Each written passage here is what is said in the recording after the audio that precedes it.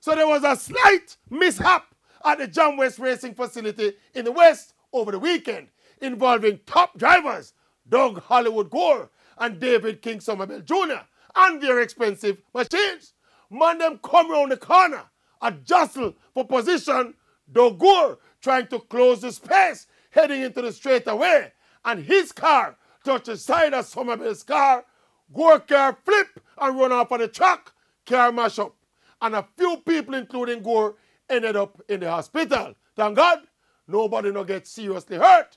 And naturally, people will be pointing fingers and looking for someone to blame. And on the face of it, Hollywood Gore, by conventional driving rules, him should have hold him lane.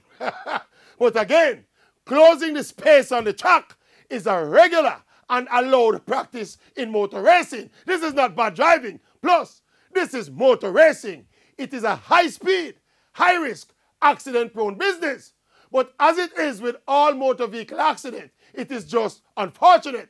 And we have to just, again, give thanks, so no life, no loss. So no police statements and yellow tape and all these things required, outside of the millions of dollars needed to repair or replace the damaged cars. Motor racing is not a sport for the faint at heart. As a race car driver, even as a fan of the sport, you cannot be bummy.